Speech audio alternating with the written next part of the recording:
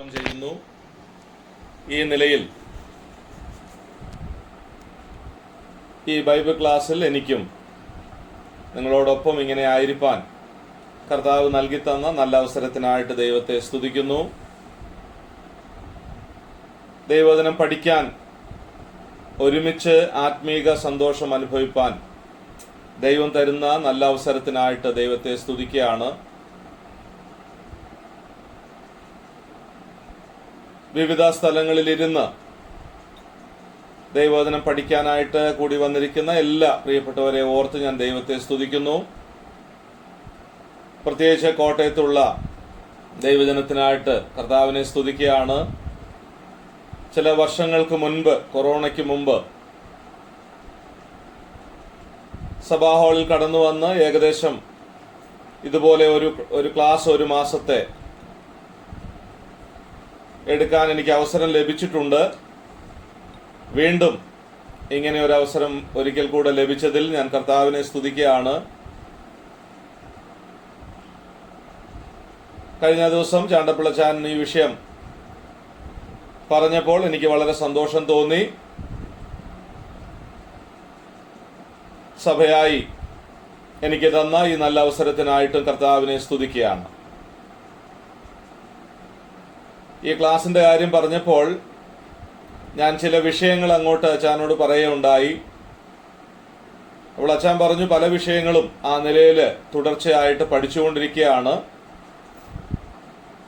എന്നാൽ ആ നിലയിലാണ് എനിക്ക് ഇങ്ങനെ ഒരു വിഷയം പറഞ്ഞപ്പോൾ അത് ആ നിലയിൽ ക്ലാസ് എടുക്കണം എന്ന്, ഈ വിഷയം നല്ലതാണ് എന്ന് ഒരു പ്രോത്സാഹനം എനിക്ക് ലഭിക്കുകയുണ്ടായി. അതുകൊണ്ട് ഞാൻ ആ വിഷയമാണ് ഈ ദിവസങ്ങളിൽ, ഈ മാസം ക്ലാസ്സിനോട് ബന്ധപ്പെട്ട് കൈകാര്യം ചെയ്യാൻ ആഗ്രഹിക്കുന്നത്. അതിന് ആധാരമായിട്ട് അപ്പോസ്തലനായ പൗലോസ് തീത്തോസിന് എഴുതിയ ലേഖനം 2-ാം അധ്യായം അതിന്റെ 7-ാം വാക്യം ഒന്ന് വായിക്കുന്നു. തീത്തോസ് 2:7, ടൈറ്റസ് ചാപ്റ്റർ 2 വേഴ്സ് 7.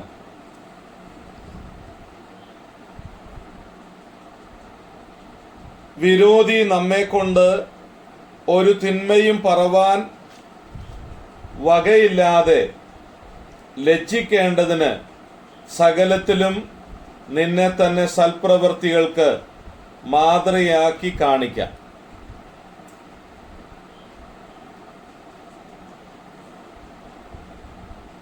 ആ വിഷയം നമ്മുടെ ഗ്രൂപ്പില് രേഖപ്പെടുത്തിയിരുന്നു. സകലത്തിലും നിന്നെ തന്നെ മാതൃകയാക്കി കാണിക്കാം. നമുക്കറിയാം, അപ്പോസ്തലനായ പൗലോസ് വിശ്വാസത്തിൽ നിജപുത്രനായ തീത്തോസിനോട് ദൈവാത്മാവിൽ ഓർപ്പിക്കുന്ന, തന്നിലൂടെ നമുക്കേവർക്കും പങ്കുവെക്കുന്ന, നമ്മളെ അറിയിക്കുന്ന ദൈവത്തിന്റെ വചനമാണ് നാം ഇപ്പോൾ വായിച്ച് കേട്ടത്. 2-ാം അധ്യായത്തിൽ വിവിധ നിലകളിലുള്ള ആളുകളോട്, പ്രായമുള്ളവരോടും യുവതി യുവാക്കളോടും ദാസന്മാരോടും എല്ലാ തരത്തിലുള്ള ആളുകളോടും ആത്മീക ജീവിതത്തിൽ, വിശ്വാസ ജീവിതത്തിൽ എങ്ങനെ ആയിരിക്കണമെന്നുള്ള നിർദ്ദേശങ്ങൾ നൽകുന്നതായിട്ട് നമുക്ക് കാണാൻ കഴിയുന്നുണ്ട്. ഈ ഭാഗത്തും അങ്ങനെ ഒരു നിർദ്ദേശമാണ് നാം വായിച്ച വേദഭാഗത്ത് നമുക്ക് കാണാൻ കഴിയുന്നത്. ഇവിടെ നാം വായിച്ച ഭാഗത്ത് സകലത്തിലും വിരോധി നമ്മെ കൊണ്ട് ഒരു തിന്മയും പറവാൻ വകയില്ലാതെ ലജ്ജിക്കേണ്ടതിന്, ഇവിടെ ലജ്ജിക്കുക എന്ന് പറഞ്ഞാൽ നമ്മള് ലജ്ജിക്കുക എന്നുള്ളതല്ല. വിരോധി നമ്മെ പരിശോധിക്കുമ്പോൾ, ശത്രു നമ്മെ നോക്കുമ്പോൾ അവൻ ലജ്ജിച്ചു പോകണം, നാം ലജ്ജിക്കാനിടയാകരുത്.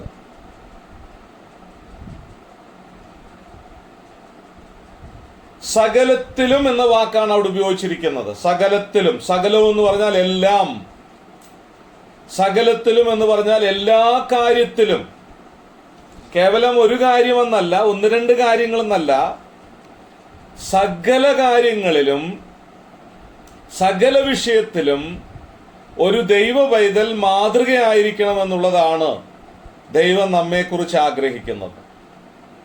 പൗലോസ് തീത്തോസിനെ കുറിച്ച് ആഗ്രഹിക്കുന്നതും അതുതന്നെയാണ്, മാതൃകയായിരിക്കണം എല്ലാ കാര്യങ്ങളിലും.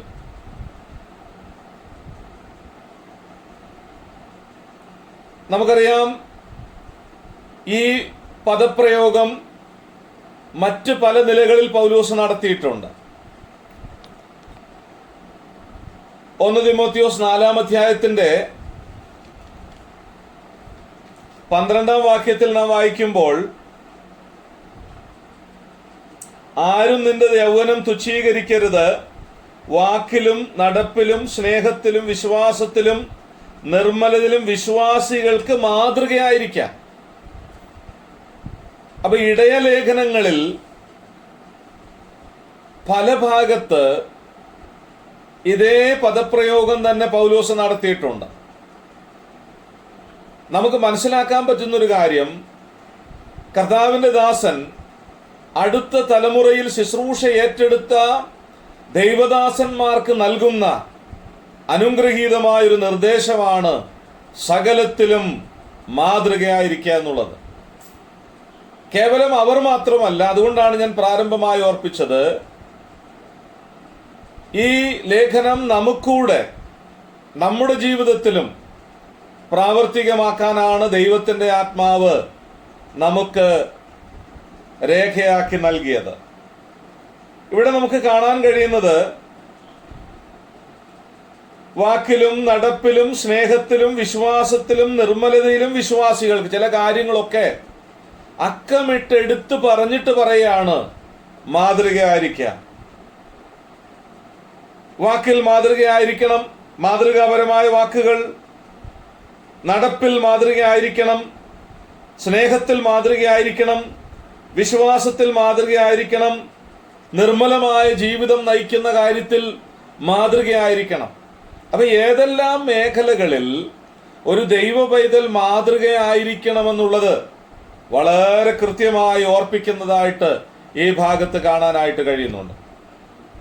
അപ്പൊ തിമോത്തിയോസിലും തീത്തോസിലും ഒക്കെ എന്തുകൊണ്ടാണ് ഈ കാര്യം ഓർപ്പിക്കുന്നത് എന്ന് നമുക്ക് പൊതുവായി മനസ്സിലാക്കിയാൽ, ഇത് വിശ്വാസ ജീവിതത്തിൽ വളരെ അത്യന്താപേക്ഷിതമായ ഒരു വിഷയമായതുകൊണ്ടാണ്. ഈ കാലഘട്ടത്തിൽ, പ്രത്യേകിച്ച് ഈ വല്ലാത്ത കാലത്ത് ജീവിക്കുന്ന നാമും ദൈവസന്നിധിയിൽ ദൈവമക്കൾ എന്നുള്ള നിലയിൽ വളരെ മാതൃകയോടെ ജീവിക്കേണ്ടത് ആവശ്യമാണ്. നാം അങ്ങനെ ഒരു കാലഘട്ടത്തിലാണ് എത്തി നിൽക്കുന്നത്. അതുകൊണ്ട് ആരും നിന്റെ യൗവനം തുച്ഛീകരിക്കുക. ആരും നിന്റെ യൗവനം തുച്ഛീകരിക്കരുത് എന്ന് പറഞ്ഞാൽ നിസാരമാക്കുക, ഇല്ലാതാക്കുക എന്നാണ്. അപ്പം മാതൃകയില്ലാതാകരുത് എന്നാണ് അതിന്റെ അർത്ഥം. വളരെ കരുതലോടെ മാതൃകയോടെ ജീവിക്കേണ്ട ആവശ്യമുണ്ട്. ദൈവമക്കളാണ് എന്നൊക്കെ നാം അവകാശപ്പെടുമ്പോൾ, ഞാനൊരു ദൈവ പൈതലാണ് എന്ന് പറയുമ്പോൾ, ദൈവം എന്നിൽ നിന്ന് ആഗ്രഹിക്കുന്നത് മാതൃകാപരമായ ഒരു വിശ്വാസ ജീവിതമാണ്. അങ്ങനെ ജീവിക്കാനാണ് ദൈവം നമ്മളെ ഭൂമിയിലാക്കി വെച്ചിരിക്കുന്നത്. പ്രത്യേകമായി തിരഞ്ഞെടുത്ത് ദൈവഹിതപ്രകാരം ദൈവമക്കൾ എന്നുള്ള നിലയിൽ വിളിച്ചു വേർതിരിക്കപ്പെട്ട ദൈവജനം മാതൃകയായി ജീവിക്കണമെന്ന് ദൈവം ആഗ്രഹിക്കുകയാണ്. 2 തിമോത്തിയോസ് 2 തിമോത്തി chapter 1 verse 13. 2 തിമോത്തിയോസ് 1-ാം അധ്യായം 13-ാം വാക്യത്തിൽ, എന്നോട് കേട്ട പഥ്യവചനം നീ ക്രിസ്തുയേശുവിലുള്ള വിശ്വാസത്തിലും സ്നേഹത്തിലും മാതൃകയാക്കിക്കൊള്ളുക. അവിടെയും അതാണ് ഞാൻ പറഞ്ഞത്, ഈ ഇടയലേഖനങ്ങളിൽ പല പ്രാവശ്യം ആവർത്തിച്ച് ഈ കാര്യം ഓർപ്പിക്കുകയാണ്. ഇവിടെ പറയാണ്, പഥ്യവചനം, ദൈവവചനം മാതൃകയാക്കണം. അപ്പൊ വചനത്തിന്റെ അടിസ്ഥാനത്തിൽ ദൈവവചനത്തെ അംഗീകരിച്ച് ദൈവവചനത്തെ അനുസരിച്ച് മാതൃകയോടെ ജീവിക്കണം. ദൈവം നമുക്ക് തന്ന ജീവിതം മാതൃകയോടെ ജീവിക്കണമെന്നുള്ളതാണ്.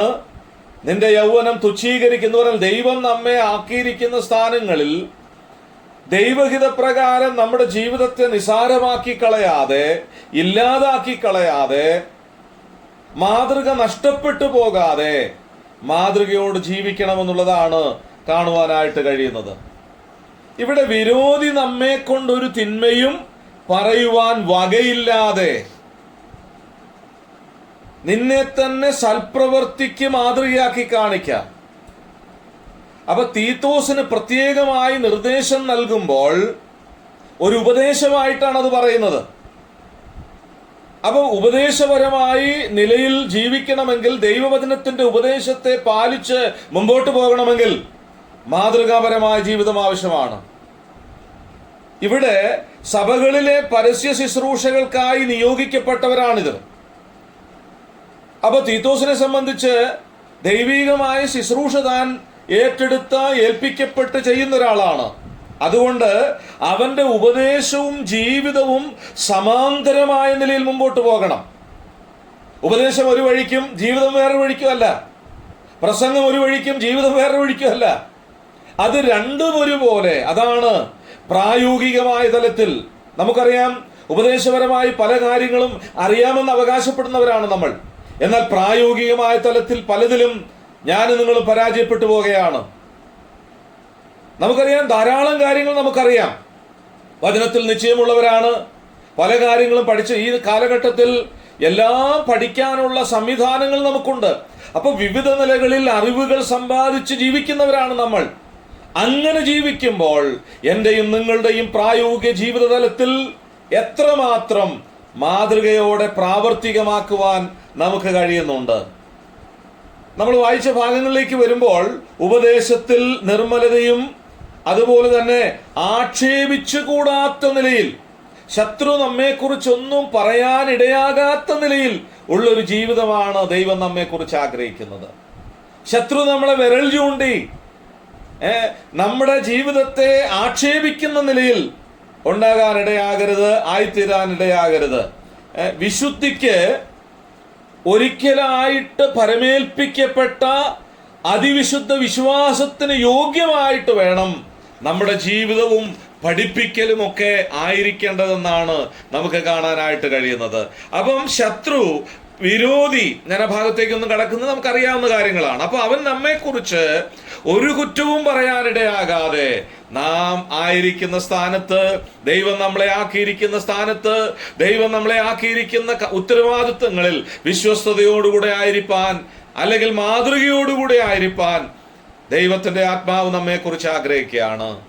നമ്മളൊക്കെ വിവിധ നിലകളിലായിരിക്കുന്നവരാണ്. ശുശ്രൂഷയിലായിരിക്കുന്ന ദൈവദാസന്മാരുണ്ട്, സഭയോട് ബന്ധപ്പെട്ട് ദൈവം ഉത്തരവാദിത്തങ്ങൾ ഏൽപ്പിച്ച ആളുകളുണ്ട്, ജോലി ചെയ്യുന്നവരുണ്ട്, പഠിക്കുന്നവരുണ്ട്, കുടുംബജീവിതത്തോട് ബന്ധപ്പെട്ടായിരിക്കും. ദൈവം നമ്മെ ആക്കിയിരിക്കുന്ന ഏതു മേഖലയിലാണെങ്കിലും മാതൃകയോടുകൂടെ ആയിരിക്കാൻ ആഗ്രഹിക്കുകയാണ്. അത് വെളിപ്പെടുത്തുകയാണ് ഇവിടെ.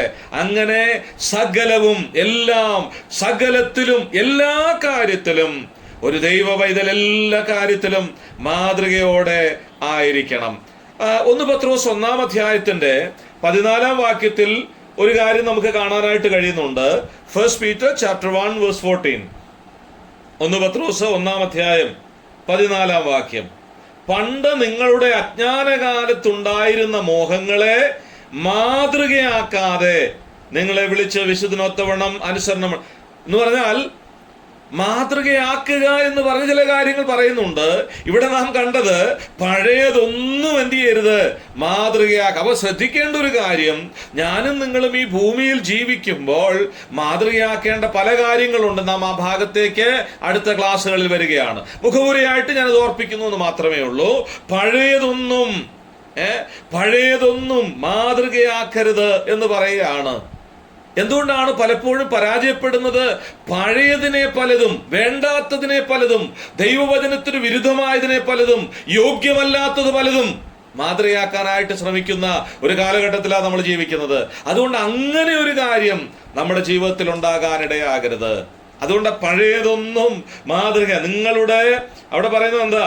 പണ്ട് നിങ്ങളുടെ അജ്ഞാനകാലത്ത് ഉണ്ടായിരുന്ന മോഹങ്ങൾ എന്നാ പറഞ്ഞിരിക്കുന്നത്. എന്ന് പറഞ്ഞാൽ ആ മോഹത്തിൽ നിന്ന് എന്റെ സ്വന്തം ഇഷ്ടപ്രകാരം എനിക്ക് ബോധിച്ചതുപോലെ ഞാൻ പലതിനെയും മാതൃകയാക്കി ജീവിച്ച ഒരാളാണ്. അവിടെ നിന്നാണ് ദൈവം എന്നെ വിളിച്ചു വേർതിരിച്ച് ഒരു ദൈവ പൈതലാക്കി ആത്മീകമായ സന്തോഷം നൽകി, എനിക്ക് ആവശ്യമായ നന്മകൾ നൽകി, ഒരു കുറവുമില്ലാതെ ദൈവം അനുദിനം എന്നെ നടത്തിക്കൊണ്ടിരിക്കുകയാണ്. ദൈവികമായ കാര്യങ്ങളിൽ ദൈവം എനിക്ക് ആവശ്യമായ ആലോചന തരുന്നുണ്ട്, ദൈവികമായ നന്മകൾ തരുന്നുണ്ട്. ദൈവത്തിന്റെ ഭാഗത്തു നിന്ന് ഒരു വിശ്വാസി എന്ന നിലയിൽ, ഒരു ദൈവവേദന എന്ന നിലയിൽ ഒരു കുറവും കൂടാതെ തന്നെ ഇങ്ങനെ കൊണ്ട് നടക്കുകയാണ്. എനിക്ക് കുറവുകൾ ഉണ്ടായിട്ടും, എനിക്ക് പോരായ്മ ഉണ്ടായിട്ടും, ഞാൻ അവിശ്വസ്തനായിട്ടും ദൈവം എന്നെ വളരെ കരുതലോടുകൂടെ ഓരോ ദിവസവും അനുദിന ജീവിതത്തിൽ ഇങ്ങനെ കൈപിടിച്ച് നടത്തിക്കൊണ്ടിരിക്കുകയാണ്. അങ്ങനെ ജീവിക്കുമ്പോൾ ഞാൻ വളരെ മാതൃകയോടെ ജീവിക്കണമെന്നുള്ളതും ദൈവം എന്നെ കുറിച്ച് ആഗ്രഹിക്കുകയാണ്. അതുകൊണ്ടാണ് നാം വായിച്ച വേദഭാഗത്ത് നമ്മുടെ ജീവിതത്തെ നിസ്സാരമാക്കി കളയാതെ ഈ വിലയേറിയ ജീവിതം, ദൈവം എനിക്ക് ദാനമായി തന്ന ഈ ജീവിതം വളരെ മാതൃകയോടെ പൂർത്തീകരിപ്പാൻ, ഭയത്തോടെ എന്റെ പ്രവാസകാലം കഴിപ്പാൻ ഇടയാകണം എന്നുള്ളതാണ് നമുക്കിവിടെ നിന്ന് കാണാനായിട്ട് കഴിയുന്നത്. മാത്രമല്ല ദൈവവചനത്തെ, നമുക്കറിയാം ദൈവവചനത്തെ മാതൃകയാക്കാനായിട്ട് ഇടയാകണം. പത്യവചനത്തെ എന്നാണ് പറയുന്നത്. ദൈവികമായ വചനമാണ് നമ്മുടെ വഴികാട്ടി, വചനമാണ് നമുക്ക് ആലോചന നൽകുന്നത്. നമുക്കറിയാം ഇന്ന് ഈ കാലഘട്ടത്തിലെ പരാജയത്തിന് കാരണം വചനത്തിൽ നിന്ന് അകന്നു എന്നുള്ളതാണ്. വചനം വായിക്കുവാനോ വചനത്തിന് മുൻപിലിരിക്കുവാനോ വചനം ധ്യാനിക്കുവാനോ ഒന്നും സമയം കണ്ടെത്താതെ മറ്റു പലതിന്റെ പിന്നാലെ പോകുമ്പോൾ മാതൃകയാക്കേണ്ട പാഠങ്ങൾ നമുക്ക് പഠിക്കാൻ കഴിയാതെ വരികയാണ്. ഈ വചനം ഞാൻ എങ്ങനെ ജീവിക്കണമെന്നും ഞാൻ എങ്ങനെയായിരിക്കണമെന്നും, ഒരു വ്യക്തി എങ്ങനെയാണെന്ന്, ഒരു കുഞ്ഞെങ്ങനെയാണെന്ന്, ഒരു കുഞ്ഞിന്റെ വളർച്ച എന്താണെന്ന്, ഒരു യുവാവ് എങ്ങനെയാണെന്ന്, ഒരു യുവതി എങ്ങനെയാണെന്ന്, ഒരു ഭാര്യ എങ്ങനെയാണെന്ന്, ഒരു ഭർത്താവ് എങ്ങനെയാണെന്ന്, ഒരു ദൈവദാസൻ എങ്ങനെയാണെന്ന്, ഒരു മൂപ്പൻ എങ്ങനെയാണെന്ന്, ഒരു ശുശ്രൂഷകൻ എങ്ങനെയാണെന്ന്, ഒരു കുടുംബജീവിതം നയിക്കുന്ന ആൾ എങ്ങനെയാണെന്ന്, അങ്ങനെ പറഞ്ഞു പോയാൽ ധാരാളം കാര്യങ്ങളുണ്ട്. അതൊക്കെ കൃത്യമായി എങ്ങനെ ഞാൻ ജീവിക്കണമെന്നുള്ള മാർഗനിർദ്ദേശം കൃത്യമായി തരാൻ കഴിയുന്നതാണ് ദൈവത്തിന്റെ വചനം. അങ്ങനെ തരുന്ന വചനത്തെ, അതിലെ ആലോചനകളെ മാതൃകയാക്കാൻ കഴിയണം. ഞാൻ ഓർപ്പിച്ചതുപോലെ ഈ വചനത്തിൽ നിന്ന് അകന്നതല്ലേ നമ്മുടെ പ്രശ്നത്തിന് കാരണം. അതുകൊണ്ടല്ലേ മറ്റു പലതിലേക്ക് നാം പോകുന്നത്. നാം വായിച്ചതുപോലെ പഴയതിലേക്ക് പോകാൻ കാരണം എന്താ? പഴയതിലേക്ക് പോകാൻ കാരണം, അല്ലെങ്കിൽ പഴയതിനെ മാതൃകയാക്കാൻ കാരണം, ഈ മാതൃകയാക്കേണ്ട ആലോചനയെ, മാതൃകയാക്കേണ്ട വചനത്തെ, നമുക്ക് നിർദ്ദേശം തരുന്ന ദൈവവചനത്തെ ഉൾക്കൊള്ളാൻ കഴിയാതെ, അതിന്റെ മുൻപിൽ ഇരിക്കാൻ കഴിയാതെ, അത് കേൾക്കാൻ കഴിയാതെ അകന്നു പോന്നു എന്നുള്ളതാണ്. അതുകൊണ്ട് ഈ കാലഘട്ടത്തിൽ പലപ്പോഴും നമ്മൾ പറയാറുണ്ട്, ഈ കാലഘട്ടത്തിലെ ആളുകൾ, പ്രത്യേകിച്ച് ഈ കാലഘട്ടത്തിലെ പുതിയ തലമുറ ഒക്കെ അവർ മറ്റു പലതും മാതൃക. കാരണം അത് തന്നെയാ, പഠിച്ചു നോക്കിയാൽ അറിയാം, മനസ്സിലാക്കിയാൽ അറിയാം. മാതൃകയാക്കേണ്ടതിലേക്ക് മടങ്ങി വരണം, വചനത്തിലേക്ക് മടങ്ങി വരണം. എവിടെയാ കുറവെന്ന് കാണാനിടയാകണം. ഇന്ന് ഈ ദൈവവചനം കേൾക്കാനായിട്ട് ക്ലാസ്സിൽ കടന്നു വന്ന എല്ലാവരെയും ഓർത്ത് ഞാൻ ദൈവത്തെ സ്തുതിക്കുകയാണ്. ധാരാളം ആളുകളുണ്ട്, പക്ഷേ വളരെ കുറച്ചു പേർക്ക് നമുക്ക് ഇങ്ങനെ ഇരുന്ന് വചനം പഠിക്കാനൊക്കെ കഴിയുന്നുള്ളൂ. നമുക്ക് മാതൃകയാക്കേണ്ട ധാരാളം കാര്യങ്ങൾ, നിർദ്ദേശങ്ങൾ ദൈവവചനത്തിൽ നമുക്ക് ലഭിക്കുമ്പോൾ നമുക്കതിന് സമയമില്ലാതെ മറ്റു പലതിലേക്ക് തിരിയുമ്പോൾ നമുക്ക് പലപ്പോഴും മാതൃകയായി ജീവിക്കാൻ കഴിയാതെ വരികയാണ്. അതുകൊണ്ട് പഴയതിലേക്ക് മടങ്ങാതിരിക്കണമെങ്കിൽ ഈ ദൈവത്തിന്റെ വചനം അതാലോചനയായി ഏറ്റെടുത്തുകൊണ്ട്, ദൈവവചനത്തെ അംഗീകരിച്ചുകൊണ്ട്, മനസ്സിലാക്കിക്കൊണ്ട് ആ നിലയിൽ മുമ്പോട്ട് പോകാനായിട്ടിടയാകണം. അപ്പൊ നമ്മൾ വായിച്ച വേദഭാഗത്ത് നമ്മൾ കണ്ട ഒരു പദപ്രയോഗമാണ് നമ്മുടെ എല്ലാ നടപ്പിലും. അപ്പൊ വചനത്തെ അടിസ്ഥാനപ്പെട്ട്, വചനം അനുസരിച്ച്, അംഗീകരിച്ച് മാതൃകയോടെ ജീവിക്കുമ്പോൾ മാതൃകയാക്കേണ്ട ധാരാളം മേഖലകളുണ്ട്. ആ ഭാഗത്തേക്കാണ് നാം ഇനി വരേണ്ടത്. അപ്പൊ സകലത്തിലും മാതൃകയാകണം, എല്ലാ കാര്യത്തിലും. ഒരു കാര്യത്തിൽ മാത്രമല്ല, കേവലം ഞായറാഴ്ച വരുമ്പോൾ മാത്രമല്ല, ചില കാര്യങ്ങളിൽ മാത്രമല്ല, എല്ലാ കാര്യങ്ങളിലും വളരെ കൃത്യമായി മാതൃകയോടെ ജീവിക്കണം. അതുകൊണ്ടാണ് ദൈവം തന്റെ ജനത്തെ വേറിട്ട് കാണാൻ ആഗ്രഹിച്ചത്. പഴയ നിയമത്തിൽ നമുക്കറിയാം, ഇതാ തനിച്ചു പാർക്കുന്ന ജനം. എന്തുകൊണ്ടാണ് ദൈവം അങ്ങനെ പറയുന്നത്?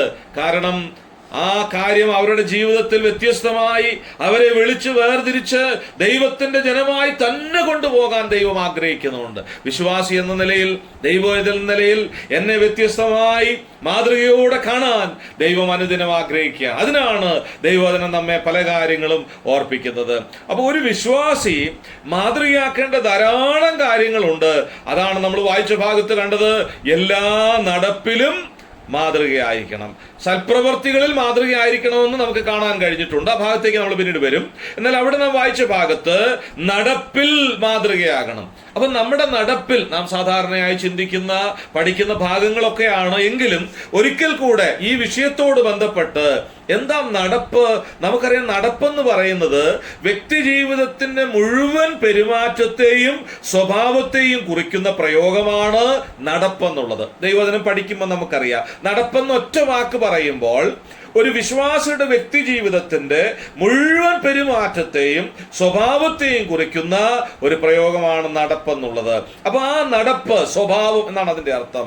നടപ്പ്, ജീവിതം, സ്വഭാവം. അപ്പൊ എന്റെ നടപ്പ് അത് മാതൃകയായിരിക്കണമെന്നാണ് ദൈവവചനം എന്നെ ഓർപ്പിക്കുന്നത്. എൻ്റെ ജീവിതത്തിന്റെ ഓരോ നിമിഷങ്ങളും, എൻ്റെ ജീവിതത്തിന്റെ യാത്രയിൽ ഞാൻ വളരെ കൃത്യമായി മാതൃകയുള്ളവനാകണം. എൻ്റെ നടപ്പിൽ ഞാൻ മാതൃകയുള്ളവനാകണം. ഇവിടെ നടപ്പ് എന്ന് പറയുമ്പോൾ, എല്ലാ നടപ്പിലും മാതൃകയുള്ളവരായിരിക്കുക എന്ന് പറയുമ്പോൾ, എൻ്റെ സ്വഭാവം അല്ലെങ്കിൽ എൻ്റെ പെരുമാറ്റം, എൻ്റെ ജീവിത രീതികള്, എൻ്റെ പ്രായോഗികമായ എല്ലാ കാര്യത്തിലും മാതൃകയായിരിക്കണം. കുറച്ചുകൂടെ വ്യക്തമായി പറഞ്ഞാൽ, എൻ്റെ ചിന്ത, ഞാൻ അതിൽ മാതൃകയായിരിക്കണം. എൻ്റെ വാക്കുകളിൽ ഞാൻ മാതൃകയായിരിക്കണം. എൻ്റെ കൊടുക്കൽ വാങ്ങലുകളിൽ ഞാൻ മാതൃകയായിരിക്കണം. എൻ്റെ എല്ലാ ഇടപാടുകളിലും ഞാൻ മാതൃകയായിരിക്കണം. ഞാൻ മറ്റൊരാളോട് സംസാരിക്കുമ്പോൾ ഒരു വ്യത്യസ്തനാണ്, കാരണം ഞാനൊരു ദൈവവേദനാണ്. എൻ്റെ വാക്കുകൾ കൃപയോടുകൂടിയതും ഉപ്പിനാൽ രുചി വരുത്തിയതും ആയിരിക്കണം. എന്ന് പറഞ്ഞാൽ, മറ്റുള്ളവർ സംസാരിക്കുന്നത് പോലെ ഒരു ദൈവവേദന സംസാരിക്കാൻ അവകാശമില്ല. മറ്റുള്ളവർ നോക്കുന്നത് പോലെ ഒരു ദൈവവേദന നോക്കാൻ അവകാശമില്ല. മറ്റുള്ളവർ ചിന്തിക്കുന്നത് പോലെ ചിന്തിക്കാൻ അവകാശമില്ല. മറ്റുള്ളവർ നടക്കുന്നത് പോലെ നമുക്ക് നടക്കാൻ അവകാശമില്ല. അപ്പോൾ എല്ലാ കാര്യങ്ങളിലും, അതാണ് സകലത്തിലും എന്ന പദം കൊണ്ട് അർത്ഥമാക്കുന്നത്. അപ്പൊ എല്ലാ കാര്യത്തിലും മാതൃകയായിരിക്കുമ്പോൾ നമുക്കിവിടെ കാണാൻ കഴിയും, നമ്മുടെ നടപ്പിൽ മാതൃകയായിരിക്കണം. പഴയ നിയമത്തിലേക്ക് വരുമ്പോൾ ധാരാളം വിശദീകരണങ്ങൾ ദൈവത്തിന്റെ ജനത്തോട് ബന്ധപ്പെട്ട് നമുക്ക് കാണാനായിട്ട് കഴിയുന്നുണ്ട്. ലേവ്യ പുസ്തകം 26-ാം അധ്യായത്തിൽ, ലേവ്യ പുസ്തകം 26-ാം അധ്യായത്തിൽ അതിന് 21-ാം വാക്യം, ദൈവം തന്റെ ജനത്തെക്കുറിച്ച് ആഗ്രഹിക്കുന്ന ഒരു കാര്യമാണ്. 26-ന്റെ ലെവിറ്റിക്കസ് ചാപ്റ്റർ 26 വേഴ്സ് 21, 21-ാം വാക്യം, നിങ്ങൾ എനിക്ക് വിരോധമായി നടന്ന് എന്റെ വാക്ക് കേൾക്കാതെ ഇരുന്നാൽ ഞാൻ നിങ്ങളുടെ പാപങ്ങൾക്ക് തക്കവണ്ണം 7 മടങ്ങ് ബാധ നിങ്ങളുടെ മേൽ വരുത്തും. അപ്പൊ ഇവിടെ പറയാണ്, തന്റെ ജനത്തോട് ദൈവം പറയാണ്, നിങ്ങൾ എനിക്ക് വിരോധമായി നടന്നാൽ ഞാൻ നിങ്ങളെ ശിക്ഷിക്കും, ഞാൻ നിങ്ങളോട് ഇടപെടും. അപ്പൊ പഴയ നിയമം മുതൽ നാം ഇങ്ങനെ പരിശോധിച്ചു വരുമ്പോൾ ദൈവജനത്തിന്റെ നടപ്പ് മാതൃകയോടുകൂടെ ആയിരിക്കണമെന്ന് ദൈവം ആഗ്രഹിക്കുകയാണ്. ഇവിടെ ഇസ്രായേൽ ജനത്തോട് ബന്ധപ്പെട്ട് പറയുകയാണ്, നിങ്ങൾ എനിക്ക് വിരോധമായി നടന്ന് എന്റെ വാക്ക് കേൾക്കാതെ ഇരുന്നാൽ ഞാൻ നിങ്ങളുടെ പാപങ്ങൾക്ക് തക്കവണ്ണം 7 മടങ്ങ്. എന്ന് പറഞ്ഞാൽ നിങ്ങൾ എനിക്ക് വിരോധമായി നടക്കരുതെന്ന അതിന്റെ അർത്ഥം. നോക്കണേ, ദൈവം തന്റെ ജനത്തെക്കുറിച്ച് പഴയ നിയമത്തിൽ തന്നെ ആഗ്രഹിക്കുന്ന എന്താ? അന്നു മുതൽ പിന്നെ നമ്മളിങ്ങനെ താളുകൾ മറിച്ചു വരുമ്പോൾ തന്റെ ജനത്തിന്റെ നടപ്പ് എങ്ങനെയായിരിക്കണമെന്ന് ദൈവം വെളിപ്പെടുത്തുന്നുണ്ട്. അതാണ് പുതിയ നിയമത്തിൽ നമ്മൾ ഈ ഭാഗത്തേക്ക് വരുമ്പോൾ ചിന്തിക്കുന്നത്. അപ്പോൾ ഇവിടെ തന്റെ ജനത്തോട് ബന്ധപ്പെട്ട് പറയുകയാണ്, ദൈവത്തിന് വിരോധമായി നിങ്ങൾ നടക്കരുത് എന്നതിന്റെ അർത്ഥം. അപ്പൊ നടപ്പിൽ മാതൃകയാക്കണം. അവിടെ 3-4 കാര്യങ്ങൾ ആ ഭാഗത്ത് നമ്മൾ താഴോട്ട് വായിക്കുമ്പോൾ കാണുന്നുണ്ട്.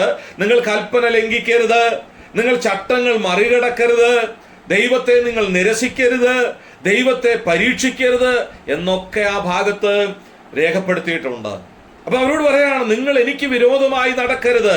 നിങ്ങൾ കൽപ്പന ലംഘിക്കുമ്പോൾ നിങ്ങളുടെ നടപ്പ് എനിക്ക് വിരോധമാകും.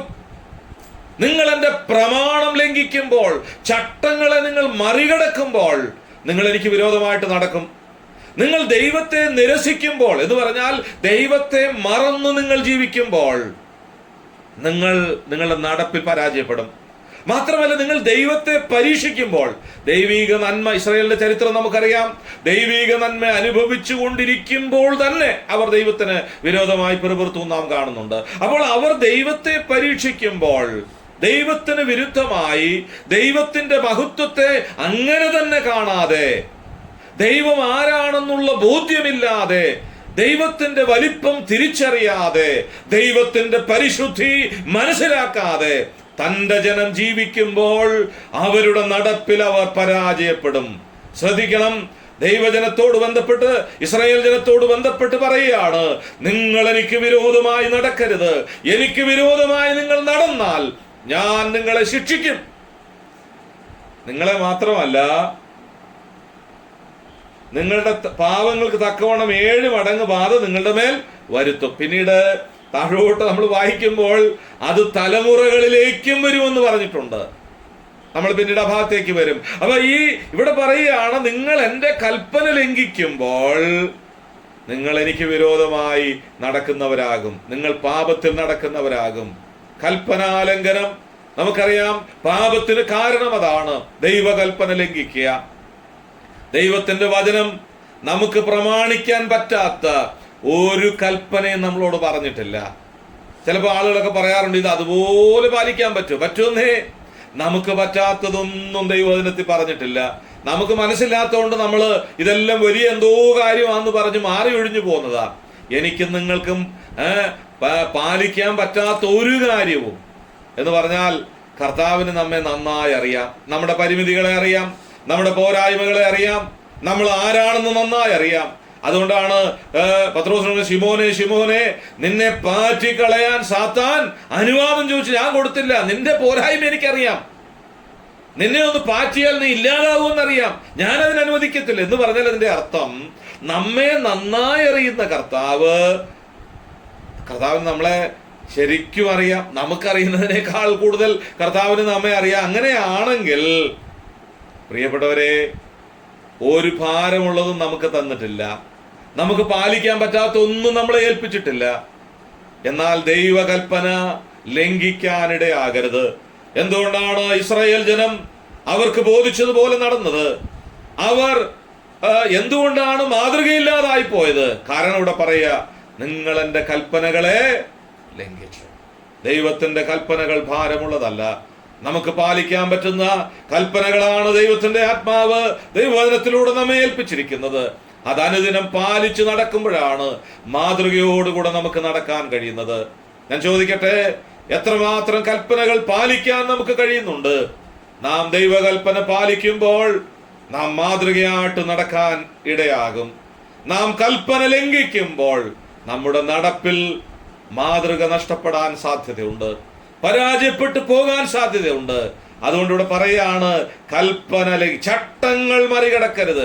നമുക്കറിയാം, നമുക്ക് യാത്ര ചെയ്യാനുള്ള, നമുക്ക് ജീവിക്കാനുള്ള ഒരു പ്രമാണമുണ്ട്, ഒരു വ്യവസ്ഥയുണ്ട്, ഒരു നിയമമുണ്ട്.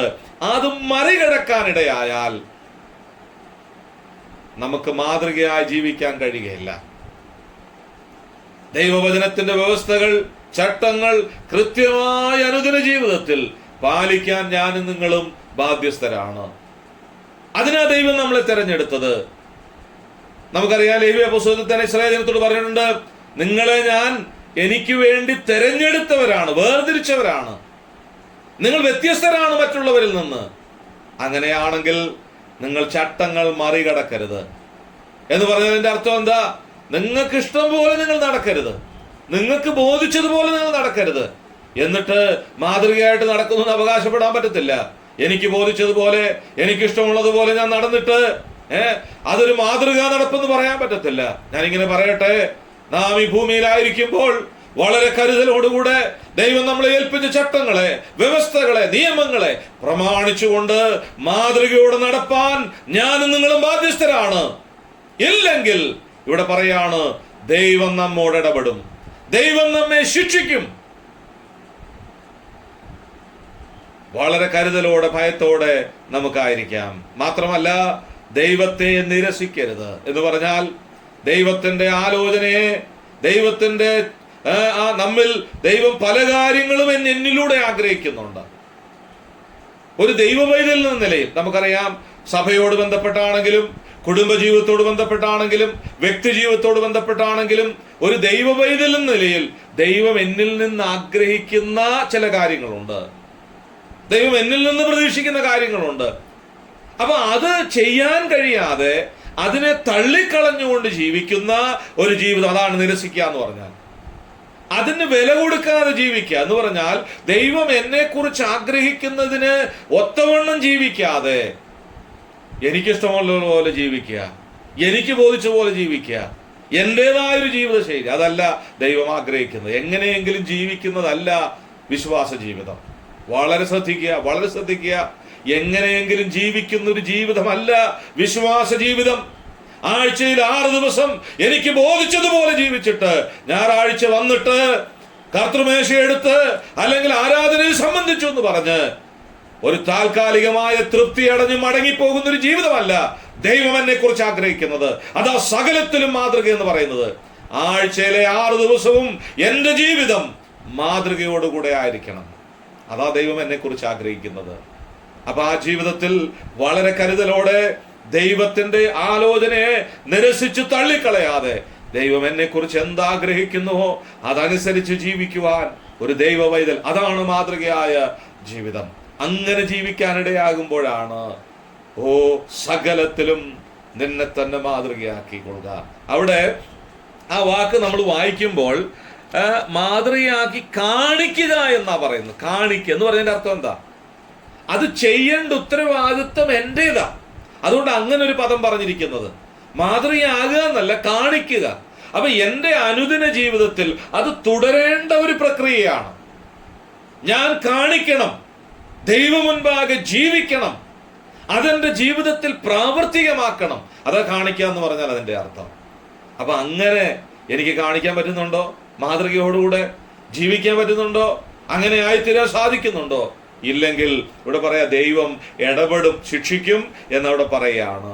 മാത്രമല്ല ദൈവത്തെ പരീക്ഷിക്കരുതെന്ന് ആ ഭാഗത്ത് നമ്മൾ താഴോട്ട് വായിക്കുമ്പോൾ കാണുന്നുണ്ട്. ഞാൻ അതിന്റെ കൂടുതൽ വിശദാംശത്തിലേക്ക് കടക്കുന്നില്ല, മനസ്സിലായി കാണും എന്ന് വിചാരിക്കുന്നു. നമ്മുടെ ഓരോരുത്തരുടെയും ജീവിതത്തിൽ മാതൃകയോടുകൂടെ നമ്മുടെ നടപ്പിൽ നാം മാതൃകയാകണം. നമ്മുടെ നടപ്പ് ദൈവഹിത പ്രകാരം, ദൈവികാലോചന പ്രകാരം. പാട്ടുകാരൻ പാടിയതുപോലെ അവനുടെ ചുവടുകൾ പതിഞ്ഞിടം നോക്കി നിന്റെ ചുവടുകൾ പതിച്ചു നീ നടന്നുകൊള്ളുക. കർത്താവ് എനിക്ക് മുൻപേ നടക്കുന്നുണ്ട്. ആ കാൽ ചുവടുകളെ പിൻപറ്റി, ആ നല്ല മാതൃകയെ പിൻപറ്റി മുമ്പോട്ട് നടക്കാൻ കഴിയുന്നതാണ് ഒരു വിശ്വാസ ജീവിതത്തിന്റെ മാതൃക. അതാണ് ദൈവം ആഗ്രഹിക്കുന്നത്. ആ കാൽ ചുവടുകൾ കർത്താവ് തന്റെ ശിഷ്യന്മാരെ ഒക്കെ വിളിച്ച് പറഞ്ഞു, എന്റെ പിന്നാലെ വരുവിൻ എന്ന് പറയുന്നതിന്റെ അർത്ഥം എന്താ? നമ്മുടെ കർത്താവ് നമുക്ക് മുന്നേ ഉണ്ട്. നമുക്ക് വേണ്ടി വഴി കാണിക്കാനായിട്ട്, നമ്മുടെ ജീവിതപാതകളെ ഏറ്റവും ലഘുവാക്കി നമുക്ക് തരാനായിട്ട്, പ്രശ്നം നിറഞ്ഞ മേടുകളെ, പ്രയാസം നിറഞ്ഞ വഴിത്താരയെ നമുക്ക് സുഗമമാക്കി സന്തോഷകരമാക്കി നമ്മുടെ യാത്രയെ ഏറ്റവും ധന്യമാക്കുവാൻ നമുക്ക് മുൻപിൽ പോകുന്ന ഒരു കർത്താവ് നമുക്കുണ്ട്, ഒരു നാഥൻ നമുക്കുണ്ട്, ഒരു വഴികാട്ടി നമുക്കുണ്ട്. അതുകൊണ്ടാണ് ഇസ്രായേലിനോട്ട് ബന്ധപ്പെട്ട് പറയുന്നത്, നിങ്ങൾക്ക് വേണ്ടി തകർക്കുന്നവൻ മുൻപേ പുറപ്പെടുന്നു. നിങ്ങൾക്ക് വേണ്ടി യുദ്ധം ചെയ്യുന്ന യുദ്ധവീരനായ യഹോവ നിങ്ങൾക്ക് മുന്നേ ഉണ്ട്, നിങ്ങൾക്ക് മുന്നമേ അവനുണ്ട്. അതുകൊണ്ട് ആ കർത്താവിന്റെ കാൽച്ചുവടുകളെ പിൻപറ്റി മാതൃകയോട് ജീവിപ്പാൻ നമുക്ക് കഴിയണം. നമ്മുടെ നടപ്പിൽ നാം മാതൃകയായിരിക്കണം. ദൈവം നമ്മെ സഹായിക്കട്ടെ. മാത്രമല്ല സങ്കീർത്തനം 82:5 നടക്കരുത് എന്ന് പറയുന്ന ധാരാളം കാര്യങ്ങൾ ദൈവവചനത്തിൽ നമുക്ക് കാണാനായിട്ട് കഴിയുന്നുണ്ട്. നാം മാതൃകയായിട്ട് നടക്കണം. 82-ാം സങ്കീർത്തനം 82 സാംസ് 82:5 82:5 അവിടെ നാം ഇങ്ങനെ വായിക്കുന്നത്, അവർക്കറിവില്ല, ബോധവുമില്ല, അവർ ഇരുട്ടിൽ നടക്കുന്നു, ഭൂമിയുടെ അടിസ്ഥാനങ്ങളൊക്കെയും ഇളകിയിരിക്കുന്നു. അവർക്ക് അറിവില്ല, ബോധവുമില്ല, അവർ ഇരുട്ടിൽ നടക്കുന്നു. അപ്പൊ നടപ്പിനെ കുറിച്ചാണ് നമ്മൾ ചിന്തിക്കുന്നത്. നാം മാതൃകയോടെ നടക്കണം. ദൈവത്തിന് വിരോധമായി നടക്കരുത്. ദൈവത്തിന് വിരോധമായി നടന്നാൽ തീർച്ചയായും ശിക്ഷിക്കപ്പെടും. പഴയ നിയമത്തിൽ ആ കാര്യം ഓർക്കുകയുണ്ടായി. ഇവിടെ പറയുകയാണ് ഇരുട്ടിൽ നടക്കരുത്. ഇവിടെ ഈ 82-ാം സങ്കീർത്തനത്തിന്റെ വിഷയത്തിൽ നാം പഠിക്കുകയാണെങ്കിൽ ന്യായാധിപന്മാരോടുള്ള ഒരു ശാസനയാണിത്. അപ്പം ന്യായാധിപന്മാർ, ജഡ്ജസ്, അപ്പൊ അവരോട് ബന്ധപ്പെട്ട് നമുക്കറിയാം ഗോത്രത്തിലെ മൂപ്പന്മാരാണ് ന്യായാധിപന്മാർ. അപ്പൊ അവർക്ക് പ്രത്യേകമായ ഉത്തരവാദിത്വമുണ്ട്. അവരെ കുറിച്ച് പറയാം, അവർക്ക് അറിവില്ല, ബോധവുമില്ല, അവർ ഇരുട്ടിൽ നടക്കുന്നു. അവർക്ക് അറിവില്ല, ബോധവുമില്ല, അവർ ഇരുട്ടിൽ നടക്കുന്നു. നമ്മുടെ വിഷയത്തോട് ബന്ധപ്പെട്ട് ചേർത്ത് ഞാൻ പറയട്ടെ, ദൈവത്തിന് വിരോധമായി നടക്കരുത്. 2, ഇരുട്ടിൽ നടക്കരുത് എന്ന് പറഞ്ഞാൽ ആരാ ഇരുട്ടിൽ നടക്കുന്നത്? അറിവില്ലാത്തവരാണ്. ആരാ ഇരുട്ടിൽ നടക്കുന്നത്? ഒരു ബോധവുമില്ലാത്തവരാണ്. എന്ന് പറഞ്ഞാൽ കുറച്ചുകൂടെ വ്യക്തമായെന്ന് പറയട്ടെ, അറിവില്ലാത്തവരെ പോലെ നടക്കരുതെന്ന്, ബോധമില്ലാത്തവരെ പോലെ നടക്കരുതെന്ന് ഒരു വിശ്വാസി, ഒരു ദൈവ പൈതൽ അറിവില്ലാത്തവനെ പോലെ നടക്കരുത്. ഒരു ദൈവ പൈതൽ ബോധമില്ലാത്തവനെ പോലെ നടക്കരുത്. അവരെ കുറിച്ച് പറയാ, അവർ ഇരുട്ടിൽ നടക്കുന്നു. നമ്മുടെ നടപ്പ് എത്ര മാതൃകയായിരിക്കണം! സകലത്തിലും മാതൃകയായിരിക്കണം. നമ്മുടെ നടപ്പിൽ നാം മാതൃകയായിരിക്കണം. നാം മാതൃകയല്ലെങ്കിൽ, ദൈവത്തിന് വിരോധമായി നടന്നാൽ ദൈവം തീർച്ചയായും ശിക്ഷിക്കും. മാത്രമല്ല, നാം ഇരുട്ടിൽ നടക്കരുത്. എന്തുകൊണ്ടാണ് ഇരുട്ടിൽ നടക്കരുതെന്ന് പറയുന്നത്? നമ്മളിവിടെ കണ്ടു. അറിവില്ലാതെ നടക്കുക, ബോധമില്ലാതെ നടക്കുക. ഞാൻ ആ ഭാഗം ഇങ്ങനെ ചിന്തിക്കുകയായിരുന്നു. ഒരുവൻ ഇരുട്ടിൽ, അറിവില്ലാതെ, ഇരുട്ടിലാ നടക്കുന്നത്, ഒന്നും കാണുന്നില്ല, അതിൻ്റെ കൂടെ ഒരറിവുമില്ല, ഒരു ബോധവും ഇല്ല. എവിടെ ചെന്ന് അവസാനിക്കും? അങ്ങനെ ഒരു ദൈവ പൈതൽ നടന്നാലോ ഈ ഭൂമിയിൽ? ദൈവം നമ്മളെ ആക്കി വെച്ചിരിക്കുക, ദൈവിക ജ്ഞാനം നമുക്ക് തന്നിരിക്കുക. ലോകത്തിന്റെ ജ്ഞാനമല്ല ദൈവം എനിക്കും നിങ്ങൾക്കും തന്നിരിക്കുന്നത്. അപ്പൊ ലോകത്തിന്റെ അറിവല്ല, കുറെ വിദ്യാഭ്യാസം കൊണ്ടോ മറ്റു ഇതുകൊണ്ടുള്ള അറിവല്ല ദൈവം തന്നിരിക്കുന്നത്. അങ്ങനെയുള്ള അറിവൊന്നും ആത്മീയത്തിന് ആവശ്യമൊന്നുമില്ല. ഒരു വിദ്യാഭ്യാസം ഇല്ലാത്ത നമ്മുടെ പിതാക്കന്മാർ, സ്കൂളുകളിൽ പോയിട്ടില്ലാത്ത പിതാക്കന്മാർ, അവർ മാതൃകയായി നടന്നവരാണ്. അവരുടെ ജീവിതത്തിന്റെ പാഠങ്ങളൊക്കെ ഒന്ന് പഠിച്ചു നോക്ക്. അവർക്ക് സ്കൂളിൽ പോയത് കൊണ്ടോ ഡിഗ്രി ഉള്ളത് കൊണ്ടോ വലിയ വലിയ കാര്യങ്ങളൊന്നും ഉള്ളത് കൊണ്ടല്ല അവര് മാതൃകയായിട്ട് നടന്നത്. അവർക്ക് ദൈവം നൽകിയ ജ്ഞാനം, ദൈവം നൽകിയ പരിജ്ഞാനം, ആ ദൈവീക പരിജ്ഞാനത്തിൽ നടന്നു. നാം വായിക്കുന്നുണ്ട്, പരിജ്ഞാനമില്ലായികയാൽ എന്റെ ദിനം നശിച്ചു പോകുന്നു. ഇവിടെ പറയുക, അറിവില്ലാതെ നടക്കരുത്. എന്താ ഈ അറിവില്ലാതെന്ന് പറഞ്ഞാൽ?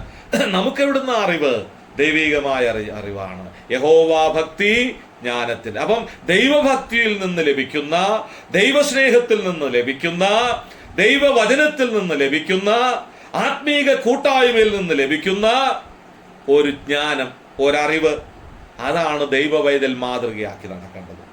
അപ്പൊ വചനത്തിലൂടെ ദൈവാത്മാവിനാൽ നമ്മളോട് പറയും, നിന്റെ വചനം എന്റെ കാലിന് ദീപവും പാതയ്ക്ക് പ്രകാശവും. പറയും, മകനെ, മകളെ, ഇതാ വഴി, ഇതിലെ നടക്ക്, നിന്റെ യാത്ര ഇങ്ങനെ ആയിരിക്കട്ടെ.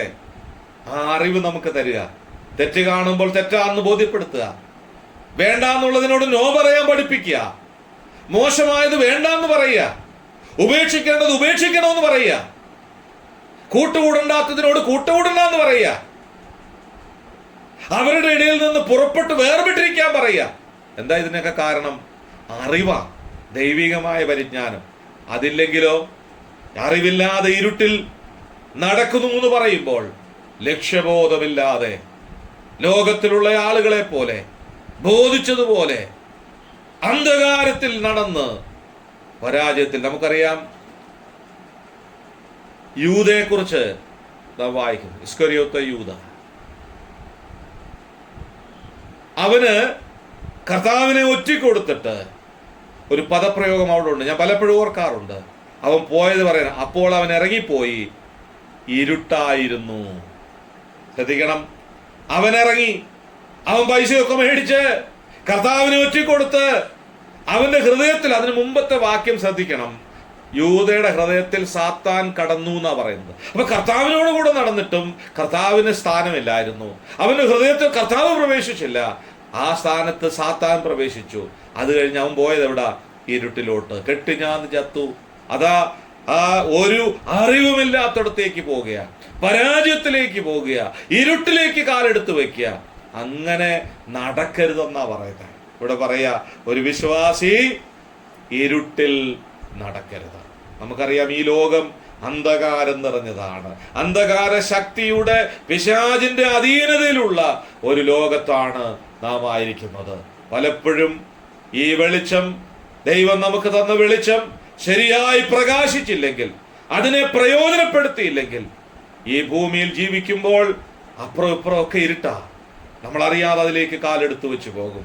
വളരെ കരുതലോടെ, അതാണ് സകലത്തിലും മാതൃകയാകാന്ന് എന്ന് പറയും. സകലത്തിലും, എല്ലാ കാര്യങ്ങളിലും, ഞാൻ ഓർപ്പിച്ചതുപോലെ വാക്കിലും ചിന്തയിലും ഇടപാടിലും ശുശ്രൂഷയിലും കൊടുക്കൽ വാങ്ങലിലും കുടുംബജീവിതത്തിലും വിദ്യാഭ്യാസത്തിലും എല്ലാ കാര്യങ്ങളിലും മാതൃകയായി.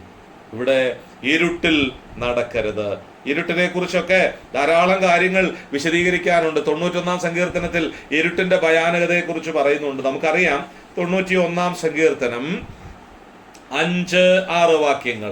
91-ാം സങ്കീർത്തനത്തിന്റെ 5-6 വാക്യങ്ങൾ. രാത്രിയിലെ ഭയത്തെയും പകൽ പറക്കുന്ന അസ്ത്രത്തെയും ഇരുട്ടിൽ സഞ്ചരിക്കുന്ന മഹാമാരിയെയും ഉച്ചയ്ക്ക് നശിപ്പിക്കുന്ന സംഹാരത്തെയും നിനക്ക് പേടിപ്പാനില്ല. ഇവിടെ ഇരുട്ടിനെ കുറിച്ച് പറയാ. ഇരുട്ട് ഭയാനകമാണ്, ഇരുട്ട് കെണിയുള്ളതാണ്, ഇരുട്ട് പേടിപ്പെടുത്തുന്നതാണ്, ഇരുട്ട് നാശമുള്ളതാണ്. യോബ് പറയുന്നുണ്ട്. യോബ് 36:20 നാം വായിക്കുന്നുണ്ട്. ഇരുട്ടിനെ കുറിച്ച് യോബ് തന്നെ പറയുന്നുണ്ട്, അത് നാശമുള്ളതാണ്. അപ്പൊ ഇരുട്ടിനോട് ഒരു ബന്ധവും പുലർത്തി നാം നടക്കാൻ പാടില്ല. മാതൃകയായിട്ട് സകലത്തിലും ഇരുട്ടുമായിട്ട് ഒരു കൂട്ടുകെട്ടും പാടില്ല എന്നാണ് എൻ്റെ അർത്ഥം. ഇരുട്ട് ഭയാനകമാണ്. അത് വെളിച്ചത്തെ അകറ്റിക്കളയുന്നതാണ്, പേടിപ്പെടുത്തുന്നതാണ്, നാശമുള്ളതാണ്. യോബിന്റെ ഭാഷയിൽ പറഞ്ഞ നാശമുള്ളതാണ് ഇരുട്ട്. അതിനെ നീ ആഗ്രഹിക്കരുത്. അതുകൊണ്ട് ഇരുട്ടിൽ നടക്കരുത്. ഇരുട്ടിൽ അറിവില്ലാതെ. പ്രിയപ്പെട്ടവരെ, ഞാൻ ആദ്യം ഓർപ്പിച്ച ഭാഗം ഒന്നുകൂടെ ഒന്ന് പറയട്ടെ. ദൈവവചനത്തിന്റെ ആലോചന കേൾക്കാൻ മനസ്സില്ലാതെ, വചനത്തിന് മുൻപിൽ ഇരിക്കാൻ മനസ്സില്ലാതെ, വചനം വായിക്കാനോ പഠിക്കാനോ ധ്യാനിക്കാനോ സമയം കണ്ടെത്താതെ ഈ കാലഘട്ടത്തിൽ ജീവിക്കുന്ന പലരും, വിശ്വാസികളും ദൈവമക്കളും അവകാശപ്പെടുന്നവര്, അറിഞ്ഞോ അറിയാതെയോ വെളിച്ചത്തിൽ നിന്ന് അകലുകയാണ്. ഭയാനകമാണ് ഇരുട്ട്. നിൽക്കുന്നു എന്ന് വിചാരിക്കുന്നവൻ വീഴാതെ വണ്ണം സൂക്ഷിക്കട്ടെ. ദൈവകൃപ നൽകട്ടെ. അത്ര ഭയാനകമാണ് ഇരുട്ട്. അതുകൊണ്ട് വെളിച്ചം നൽകുന്ന, വെളിച്ചത്തിന്റെ ദാതാവായ, സത്യവെളിച്ചമായ കർത്താവിനോട് കൂടെ യാത്ര ചെയ്യുന്നവന് മാത്രമേ സകലത്തിലും മാതൃകയായി യാത്ര ചെയ്യാൻ പറ്റുള്ളൂ. അങ്ങനെയുള്ളവർക്ക് മാതൃകാപരമായ ഒരു യാത്ര തുടരാൻ കഴിയുകയുള്ളൂ. നാശമുള്ള, കെണിയുള്ള, ഭയാനകമായ, പേടിപ്പെടുത്തുന്ന ഇരുട്ടിനോടുകൂടെ യാത്ര ചെയ്യുമ്പോൾ അവൻ അറിവില്ലാത്തവനായി പോകുകയാണ്. ദൈവവചനത്തിന്റെ അറിവില്ലാതെ, ദൈവവചനത്തിന്റെ പരിജ്ഞാനമില്ലാതെ, വചനത്തെ വേണ്ട എന്ന് പറഞ്ഞു പോകുമ്പോൾ ഭയാനകമാ. സൂക്ഷിക്കണം. ദൈവകൃപ നൽകട്ടെ. ദൈവമക്കളെ, നമുക്ക് വചനത്തിലേക്ക് മടങ്ങി വരാം. ദൈവവചനമാണ് നമുക്ക് ആവശ്യമായിട്ടുള്ളത്. ദൈവവചനം നമുക്ക് ആവശ്യമാണ്. ഈ വചനത്തിലേക്ക് മടങ്ങി വരാം. വചനത്തിന്റെ കുറവ് നമ്മൾ ഈ നാളുകളിൽ കാണുന്നുണ്ട്. വചന പഠനമില്ലാത്ത ബുദ്ധിമുട്ടുകൾ നാം കാണുന്നുണ്ട്. ഒരു തലമുറ അകന്നുകൊണ്ടിരിക്കുക. ബൈബിൾ ക്ലാസ്സുകളില്ല. ഞാൻ സൂമിലാണെങ്കിലും ഇങ്ങനെ ഒരു മീറ്റിംഗ് നടത്തുന്നോർത്ത് ദൈവത്തെ സ്തുതിക്കുക. ധാരാളം സ്ഥലം സഭകൾ നമുക്കറിയാം, ബൈബിൾ ക്ലാസ്സുകളോ മറ്റ് ആത്മീയമായ ഒരു കാര്യങ്ങളും ഇല്ലാതെ തുടരുകയാണ്. എന്താണെന്നറിയാമോ? അകന്നുകൊണ്ടിരിക്കുക വെളിച്ചത്തിൽ നിന്ന്. കാലെടുത്ത് വെക്കുന്നത് ഇരുട്ടിലോട്ടാ. ഇവിടെ പറയാ അറിവില്ല. 2, ആ പദം എനിക്ക് വലിയ ഇഷ്ട, ബോധവുമില്ല. ഇരുട്ടിനകത്ത് ബോധവും കൂടി ഇല്ലെങ്കിലോ എവിടെ ചെന്ന് അവസാനിക്കും? എങ്ങനെയാ ജീവിക്കുന്നതെന്നൊരു ബോധമില്ല. ഞാൻ ആരാന്നൊരു ബോധമില്ല.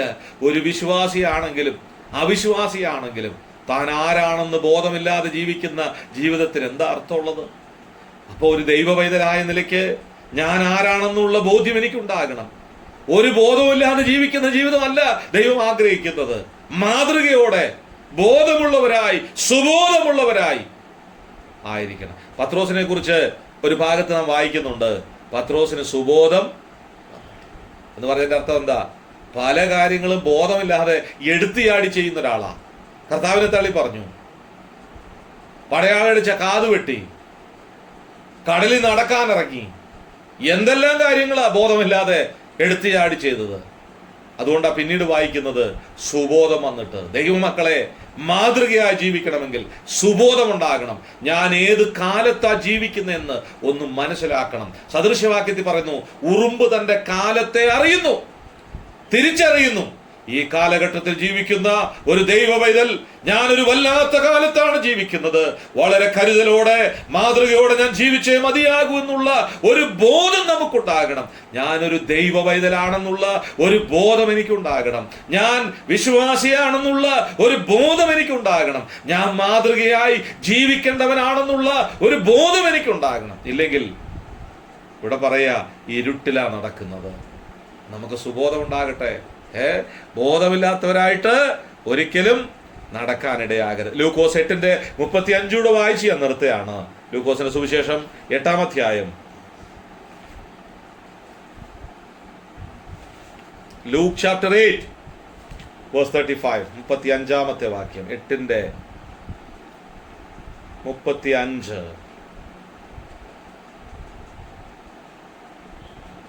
അവിടെ സംഭവിച്ചത് കാണുവാൻ അവർ പുറപ്പെട്ട് യേശുവിന്റെ അടുക്കൽ വന്നു.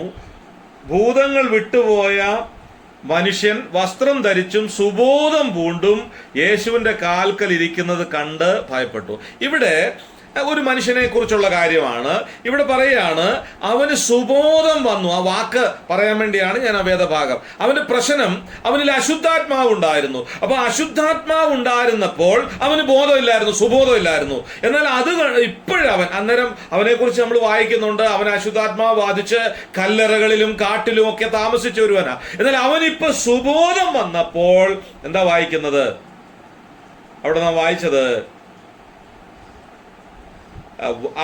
വസ്ത്രം ധരിച്ചും സുബോധം പൂണ്ടും യേശുവിന്റെ കാൽക്കൽ ഇരുന്നു. നോക്കണേ, സുബോധമില്ലാതെ ഇരുട്ടിൽ സഞ്ചരിച്ച ഒരു മനുഷ്യൻ, അവന് സുബോധം വന്നപ്പോൾ അവന്റെ മാറ്റം കണ്ടോ?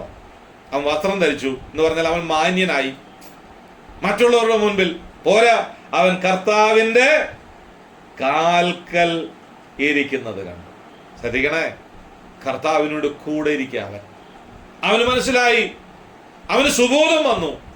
ഞാൻ എന്തിനാ ഇത് പറഞ്ഞെന്നറിയാമോ? എൻ്റെ വാക്കുകളെ ചുരുക്കട്ടെ. കർത്താവിന്റെ കാൽക്കലിരുന്ന് മാന്യമായി ജീവിപ്പാൻ, മാതൃകയോടെ ജീവിപ്പാൻ ദൈവം നമ്മളെ കുറിച്ച് ആഗ്രഹിക്കുക. ഇല്ലാത്തവൻ പറയുക, കല്ലറയിലും കാട്ടിലും ഒക്കെ ജീവിക്കുന്ന സുബോധം ഇല്ലാത്തവനാ, ബോധിച്ചതുപോലെ ജീവിക്കുന്നവനാ, അവന് ഒരറിവുമില്ല, ഒരു ബോധവുമില്ല. അങ്ങനാണോ നമ്മള്? അല്ല, നാം മാതൃകയായിരിക്കണം. സകലത്തിലും സുബോധമുള്ളവരായി, മാന്യമായി സമൂഹത്തിൽ മാതൃകയായി ജീവിക്കണമെന്ന ദൈവം നമ്മെ കുറിച്ച് ആഗ്രഹിക്കുന്നത്. നമുക്ക് ആ കർത്താവിന്റെ കാൽക്കലിരിക്കാം. എന്നെ വീണ്ടെടുത്ത, എനിക്ക് വേണ്ടി കാൽവരിയിലെ ക്രൂശിൽ മരിച്ചടക്കപ്പെട്ട് ഉയർത്തെഴുന്നേറ്റ് ഇന്നും ജീവിക്കുന്ന, എന്നെ അനുദിനം കൈപിടിച്ച് വഴി നടത്തുന്ന, എന്റെ ജീവിതയാത്രയിൽ എന്നോട് കൂടെ ഇരിക്കുന്ന കർത്താവിൽ നിന്ന് പ്രാപിച്ചുകൊണ്ട് മറിയെ പോലെ നല്ല അംശം തെരഞ്ഞെടുത്ത് സുബോധമുള്ളവരായിരിക്കാം. സകലത്തിലും നിന്നെ തന്നെ മാതൃകയാക്കാം. കർത്താവ് നമ്മെ സഹായിക്കട്ടെ. കർത്താവ് അനുവദിക്കുന്നെങ്കിൽ, കർത്താവ് വരാൻ താമസമെങ്കിൽ അടുത്ത ആഴ്ചയും തുടർച്ചയായി നമുക്ക് ചിന്തിക്കാം.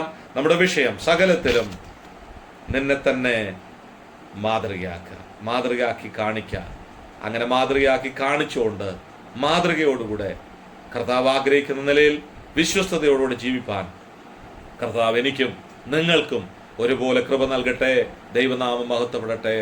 ആമേൻ.